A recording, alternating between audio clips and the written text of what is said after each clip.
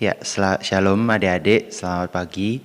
Kembali lagi kita di hari Minggu ini yang kita akan mengikuti ibadah remaja pada hari ini. Tapi sebelumnya, marilah kita memulai ibadah kita pada hari ini dengan menyanyikan satu lagu, yaitu Ada Satu Sobatku.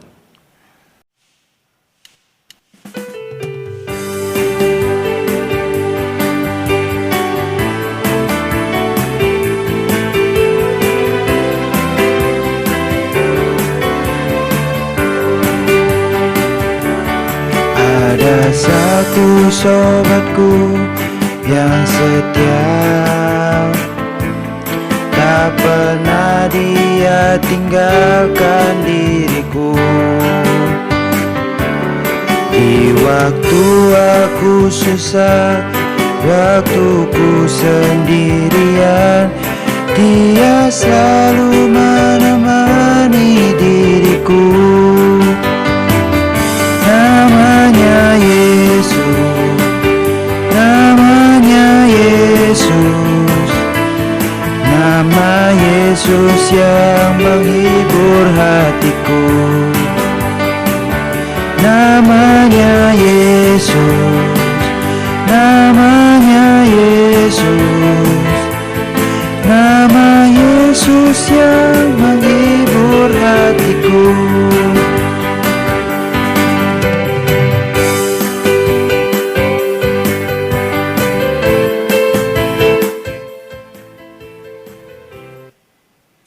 Ya, sebelum kita memulai ibadah kita, setelah kita menyanyikan lagu, marilah kita berdoa untuk memulai ibadah kita. Marilah teman-teman kita berdoa. Tuhan Yesus, Allah Bapa yang makasih, kembali lagi Tuhan kami kepada hadirat-Mu di pagi yang cerah ini Tuhan.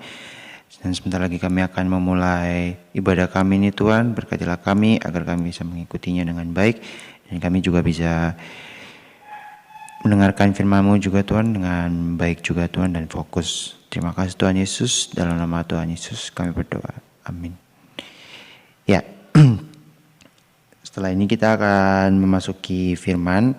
Tapi sebelum kita memasuki firman, marilah kita persiapkan hati kita dan kita menyanyikan satu lagu. Kita akan menyanyikan lagu Kusiapkan Hatiku.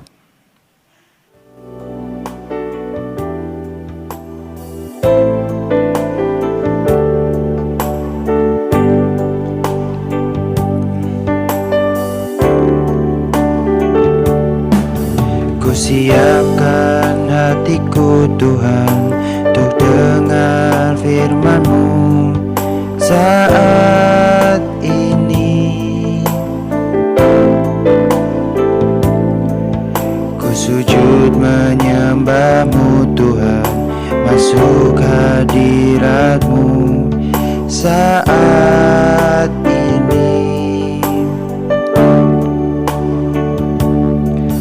Curahkan urapan-Mu Tuhan bagi jemaat-Mu saat ini.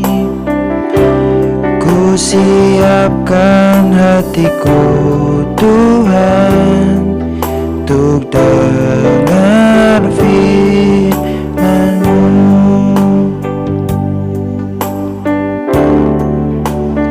Firman-Mu Tuhan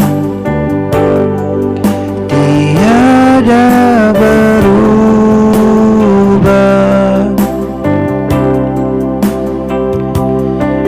dahulu sekarang selama-lamanya tiada berubah.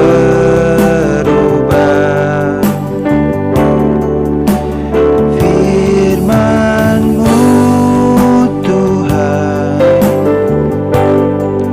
penolong hidupku.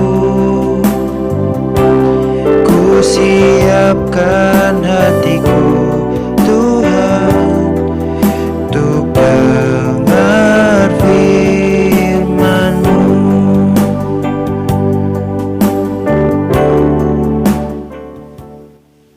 Ya, firman-Nya akan disampaikan oleh Pak Victor. Shalom, selamat pagi anak-anak. Senang sekali bisa berjumpa kembali dalam ibadah tunas pagi ini. Bagaimana kabar kalian di rumah? Semoga semua sehat. Saya tahu mungkin sudah ada sebagian kalian yang mulai jenuh, sudah nggak terasa lebih dari setahun ya, sekolah mungkin tidak tatap muka, mungkin mau ketemu teman-teman, mau ketemu orang-orang yang biasanya kita ajak ngobrol, tapi terpaksa semua harus online ya. Tapi tetap harus jaga prokes supaya kita semua dapat mengendalikan situasi pandemi ini. Anak-anak, mari kita awali firman Tuhan pada pagi hari ini dengan mengucap syukur pada Tuhan. Kita masuk dalam doa. Bapa dalam surga, terpujilah namamu yang maha kudus, namamu diagungkan seluruh bumi.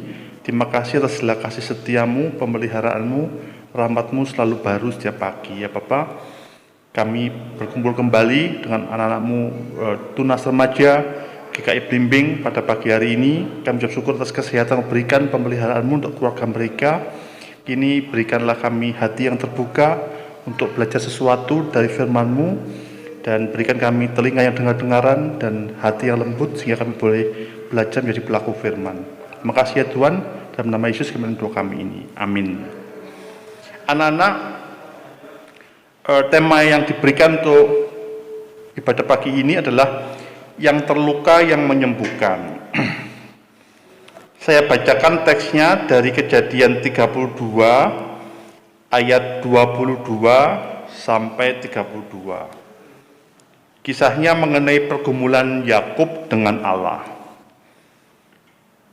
Silakan yang ada Alkitab di dekat kalian, jangan jangan ogah-ogahan, ambil Alkitab kalian, bukalah Kejadian.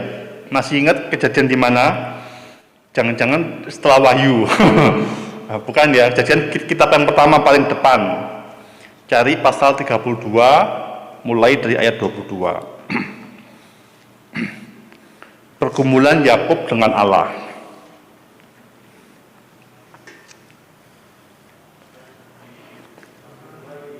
Sudah ketemu semua? Kita bacakan ya. Sambil kalian menyimak di tempat masing-masing. Ayat 22, pada malam itu Yakub bangun dan ia membawa kedua istrinya, kedua budaknya perempuan dan ke-11 anaknya, dan menyeberang di tempat penyeberangan sungai Yabok. Sesudah ia menyeberangkan mereka, ia menyeberangkan juga segala miliknya. Lalu tinggallah Yakub seorang diri. Dan seorang laki-laki bergulat dengan dia sampai fajar menyingsing. Ketika orang itu melihat bahwa ia tidak dapat mengalahkannya, ia memukul sendi pangkal paha Yakub, sehingga sendi pangkal paha itu terpelecok ketika ia bergulat dengan orang itu. Lalu kata orang itu, biarkanlah aku pergi, karena fajar telah menyingsing. Saud Yakub, aku tidak akan membiarkan engkau pergi jika engkau tidak memberkati aku. Bertanyalah orang itu kepadanya, siapakah namamu? Sahutnya, Yakub. Lalu kata orang itu, namamu tidak akan disebutkan lagi Yakub, tetapi Israel. Sebab engkau telah bergumul melawan Allah dan manusia dan engkau menang. Bertanyalah Yakub, katakanlah juga namamu. Tetapi sahutnya, mengapa engkau menanyakan namaku? Lalu diberkatinya Yakub di situ. Yakub menamai tempat itu Peniel, sebab katanya, aku telah melihat Allah berhadapan muka, tetapi nyawaku tertolong. Lalu tampaklah kepadanya matahari terbit ketika ia telah melewati Peniel, dan Yakub pincang karena pangkal pahanya. Itulah sebabnya sampai sekarang orang Israel tidak memakan daging yang menutupi sendi pangkal paha, karena dia telah memukul sendi pangkal paha Yakub pada otot pangkal pahanya. Anak semua, anak yang terkasih, demikianlah pembaca firman Tuhan. Yang berbahagialah adalah mereka yang tidak hanya menjadi pendengar, namun menjadi pelaku firman. Kisah Yakub ini mungkin sudah anak sering dengar ya, waktu di sekolah minggu, atau mungkin dikhotbahkan. Sebenarnya Yakub ini kisah yang unik karena nama Yakub dalam bahasa Ibrani itu pemegang tumit ya. Memang karena waktu kecil itu waktu lahir dia pegang tumit Esau ya. Jadi pemegang tumit disebut nama Yakub. Karena itu ada suatu pemeo atau suatu ungkapan dalam tradisi Israel. Pemegang tumit itu adalah ungkapan orang yang curang ya, sering culas ya. Jadi Yakub ternyata memang sering melakukan banyak hal yang tidak baik, kecurangan. Ketika Esau lagi pulang dari hutan, Yakub lagi masak sop itu, sop merah, terus Esau kepingin, dan Yakub mengatakan juallah hak kesulunganmu ya. Lalu Esau rupanya tidak terlalu berpikir panjang, ya sudah diberikan. Ternyata Yakub melihat jangka panjang bahwa dialah memiliki hak kesulungan itu. Jadi satu hal. Terus ketika suatu kali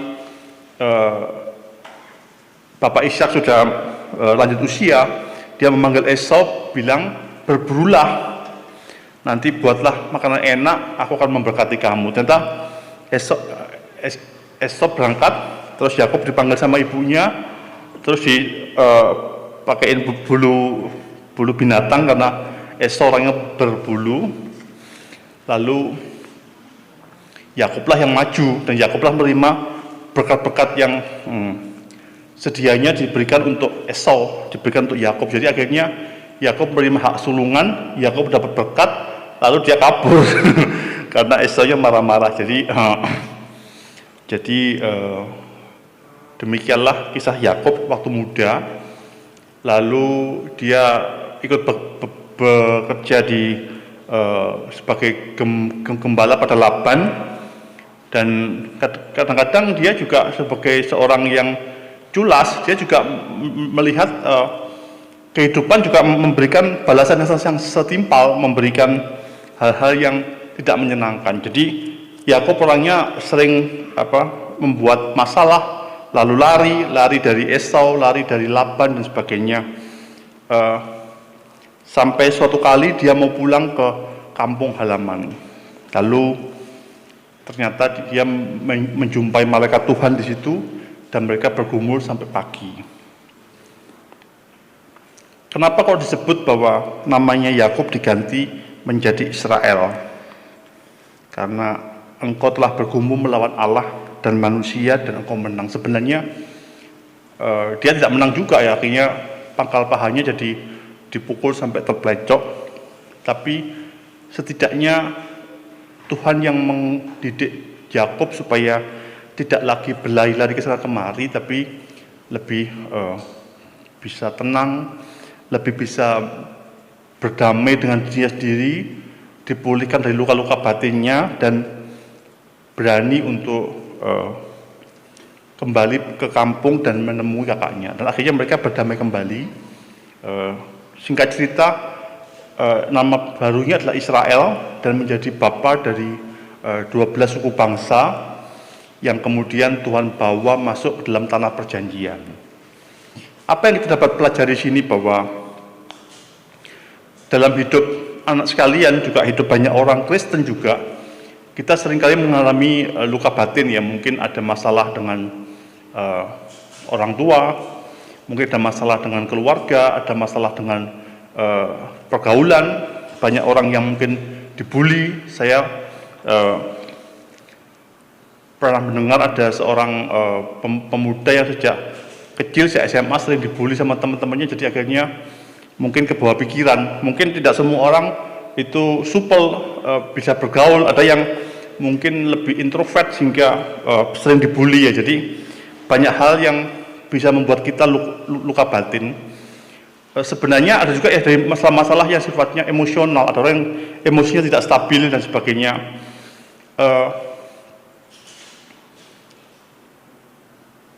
Secara teori, ada namanya teori kesadaran.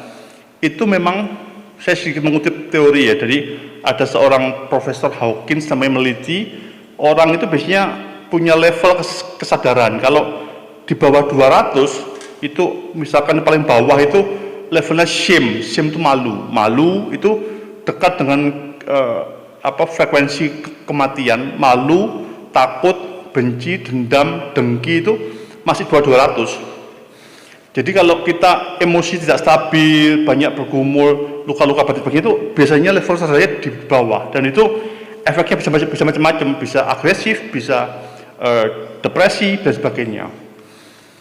Bagaimana kita mencari jawabannya? Memang bagi yang memiliki akses, punya kenalan mungkin psikolog, konselor, adik-adik bisa, anak-anak bisa minta bantuan di terapi. Tapi sebenarnya konselor dan terapis yang paling baik adalah Tuhan sendiri. Datanglah pada Tuhan Yesus seperti Yakub, pada akhirnya dia berjumpa dengan malaikat Tuhan, dan Tuhanlah yang menyembuhkan dia dari luka-luka batin, dari sikapnya yang tidak baik. Dia belajar menghadapi kehidupan. Jadi kembalilah pada Tuhan Yesus, datanglah, bawalah masalah-masalahmu. Kalau anak-anak mengalami mungkin hal-hal yang tidak menyenangkan dalam masa lalu anak, atau mungkin ada orang yang melukai kalian, ampunilah dan menetaplah ke depan. Jadi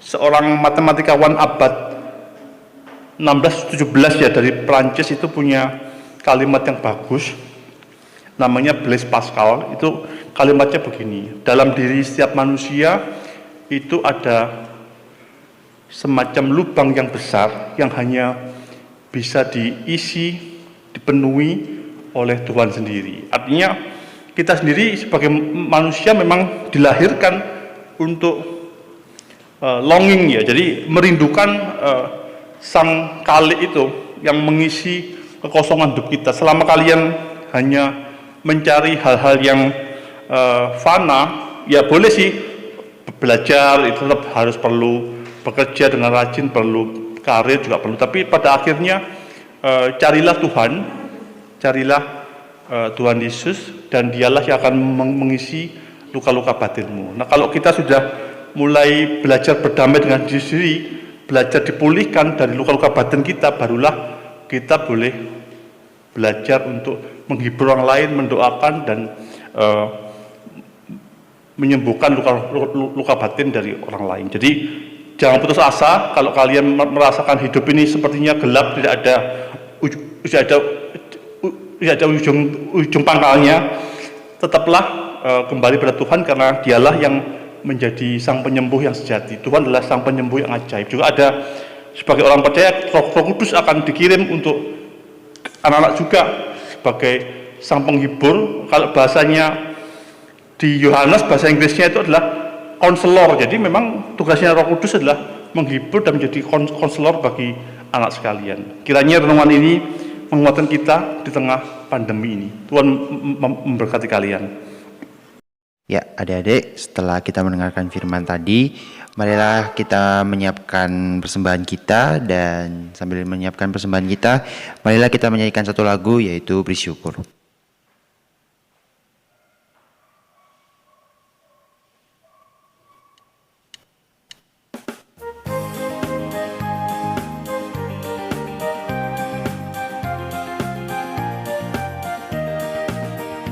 Beri syukur, bila syukur, beri syukur. Sesaat kau pun senang, beri syukur. Panjatkan doamu, segenap hatimu, kasihnya Yesus jadi milikmu. Beri syukur, bila syukur, beri syukur. Sesaat kau pun senang, beri syukur.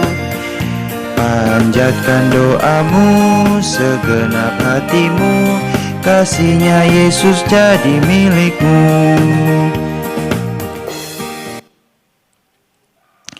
Ya, marilah kita berdoa untuk persembahan kita. Tuhan Yesus, Allah Bapa yang Maha Kasih,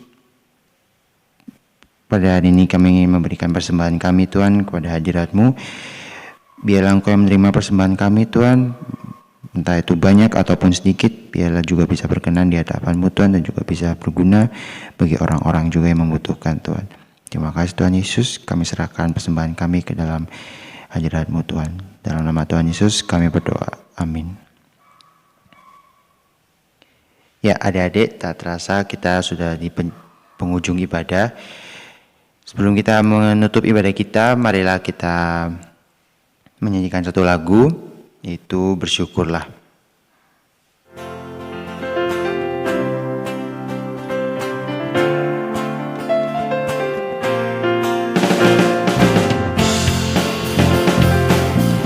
Na na na na na na na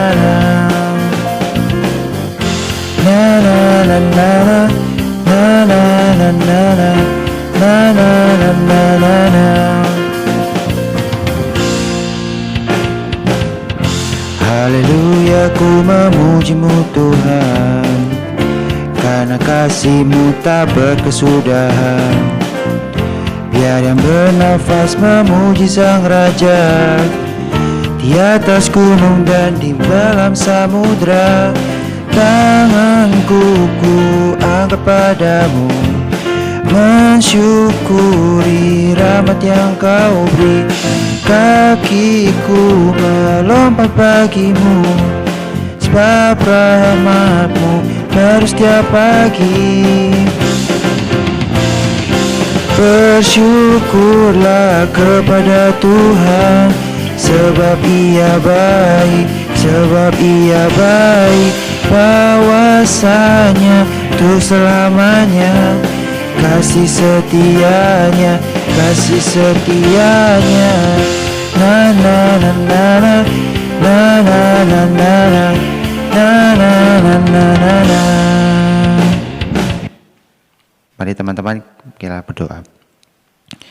Tuhan Yesus, Allah Bapa yang makasih, terima kasih Tuhan telah memberkati kami dari memulai ibadah ini hingga penghujung ibadah ini. Tuhan, kami bisa mengikutinya dengan baik, dan sebentar lagi kami akan melakukan kegiatan kami masing-masing. Tuhan, berkatilah kami Tuhan, agar Engkau yang ikut campur tangan dalam keseharian kami Tuhan. Dan kami juga berdoa untuk tengah masa pandemi ini Tuhan, biarlah Engkau yang melindungi kami Tuhan dalam tangan kasih-Mu, dan juga memberkati kami dari setiap kegiatan Tuhan, agar kami juga bisa menjalankannya dengan baik, dan kami juga selalu sehat dalam kondisi prima juga Tuhan. Terima kasih Tuhan Yesus, dan berkati juga kegiatan kami Tuhan, yang meskipun serba online, tapi biarlah Engkau yang tetap menguatkan kami untuk mengikutinya, dan memberikan kami kesabaran dalam melakukan prosesnya juga Tuhan. Terima kasih Tuhan Yesus, inilah doa kami Tuhan, kami serahkan kepadamu Tuhan, yang telah mengajarkan kami doa Bapa kami. Bapa kami yang surga, dikuduskanlah nama-Mu, datanglah kerajaan-Mu, jadilah kehendak-Mu di bumi seperti di surga. Berikanlah kami pada hari ini makanan kami yang secukupnya, dan ampunilah kami akan kesalahan kami, seperti kami juga mengampuni seperti orang yang bersalah kepada kami, dan janganlah membawa kami ke dalam pencobaan, tapi lepaskanlah kami dari yang jahat. Karena Engkau yang punya kerajaan dan kuasa dan kemuliaan sampai selama-lamanya. Amin. Ya, demikianlah ibadah kita pada hari ini. Semoga adik-adik bisa mendapat pesan yang tadi disampaikan dalam firman, dan adik-adik juga bisa menerapkannya dalam kehidupan sehari-hari. Dan juga tak lupa, semoga kondisi adik-adik juga sehat selalu di tengah masa pandemi ini. Terima kasih. Dadah. Pandemi belum berakhir. Angka pasien COVID-19 yang masih terus bertambah hanya bisa diatasi dengan 6M dan dimulai dari diri sendiri. Yuk, simak lagi 6M senjata paling ampuh untuk lawan COVID-19. Yang pertama, menggunakan masker dengan benar. Meskipun sudah divaksin, kita tetap harus menggunakan masker secara benar. Pemerintah sekarang menganjurkan untuk menggunakan 2 masker sebagai pelindung. Yang kedua, mencuci tangan dengan sabun. Hanya 20 detik, nggak lama kok. Cuci tangan dengan sabun ya. Boleh menggunakan hand sanitizer apabila sedang tidak memiliki akses untuk mencuci tangan dengan sabun. Yang ketiga, menjaga jarak. Eits, jangan mendekat. Jaga jarak setidaknya 2 meter dengan orang lain. Hal ini akan meminimalisir terjadinya transmisi virus. Pastikan jarak aman ya. Yang keempat, menghindari keramaian. Nah, kalau menerapkan jaga jarak, otomatis harus menghindari keramaian. Hindari keramaian seperti mall, pasar, apalagi pesta. Kita nggak mau ada pertukaran droplet, kan? Yang kelima, menghindari makan bersama. Wah, ini nih. Kalau makan, pasti copot masker dong. Makan bersama, apalagi saling berhadapan dan bicara, berpotensi untuk terjadinya penularan virus corona. Jadi, makan sendiri-sendiri dulu deh. Yang keenam, mengurangi mobilitas. Kalau nggak penting-penting amat dan nggak darurat, mending di rumah aja selama bisa dilakukan dari rumah. Misalnya WFH atau sekolah online. Dengan di rumah saja, kamu sudah membantu mengurangi transmisi virus. Nah, dengan melakukan 6M ini, kamu sudah membantu para tenaga medis dalam menanggulangi wabah COVID-19. Yuk, jaga kesehatan dan terapkan protokol kesehatan yang ketat ya!